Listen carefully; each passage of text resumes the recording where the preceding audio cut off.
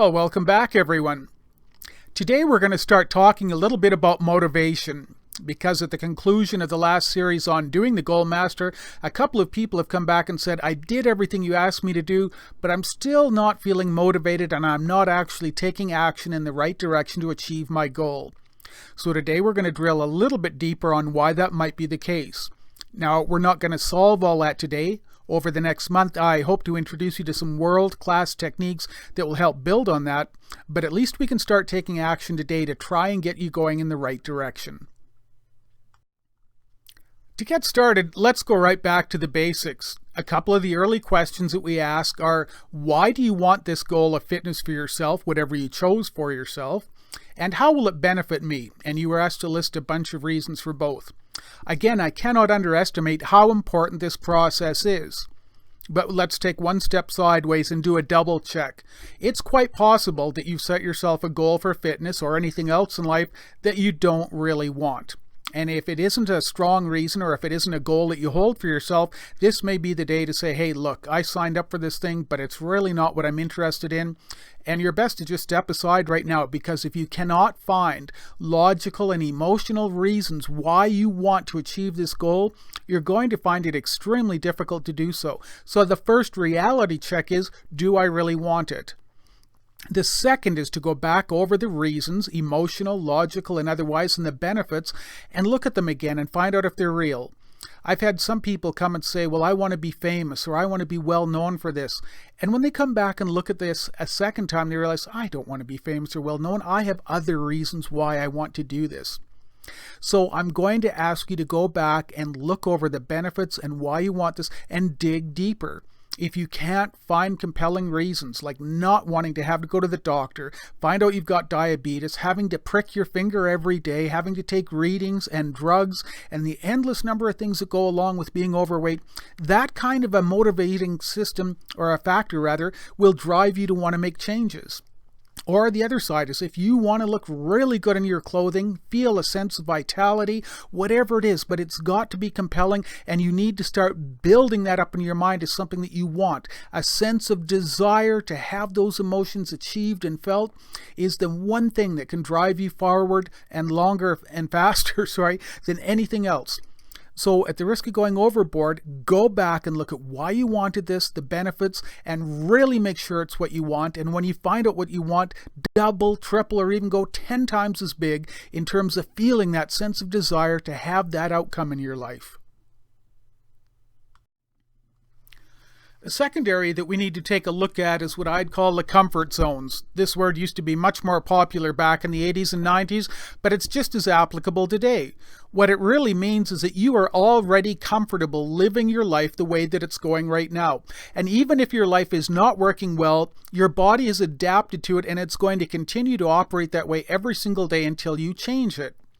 Now, one of the problems is when we go from being comfortable to making changes is it causes us to stretch and to grow, and very often we're going to feel discomfort.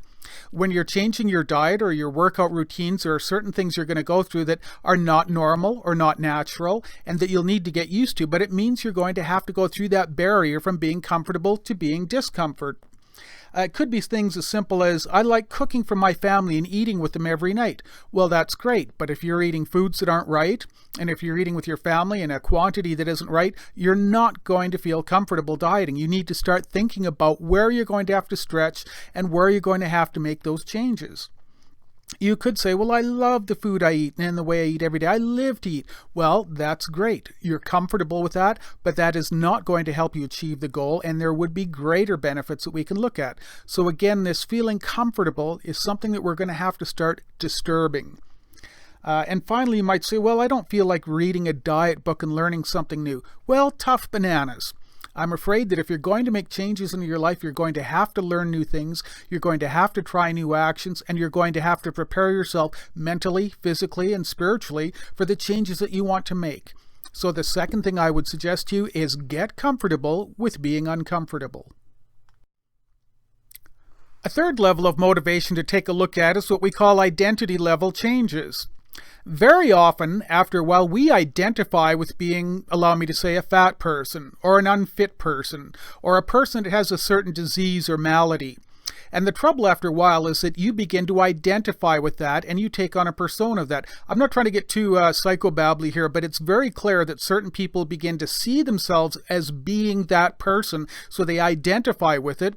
And then it's very difficult to change, because when you identify with a certain way of being, again, being overweight, unwell, unfit, that is what your body is being commanded to maintain for you. And we'll go into this in other lessons, but it's a very important lesson. So what I'd like to suggest today is that you begin identifying with the change that you'd like to see happening. I am thin. I am healthy. I am vitality. Whatever it is you want, it's time for you to start thinking and seeing yourself in that vein. Now, we did do some exercises for this in the Goal Master, so go back and use those. But the important thing is to realize your identity has got to change about how you see yourself as a human being. The second side to it is that everybody else around you has adapted to whoever you are. Again, if you have a particular disease, if you're overweight, if you're unfit, everyone's adapted to that, and it's quite possible they've come to like you that way. They're used to it, and they don't want to see you change either. So you're going to have to prepare for the fact that your identity level changes are going to change the way that people around you are relating to you. Now, you don't have to go berserk over this. It's a matter of being aware of it and adapting as it comes along. But be prepared for the fact that the changes inside will also need to occur with the people who are on the outside. Some of the other exercises that we're going to get involved in coming up will be dealing with the 3 levels of the brain.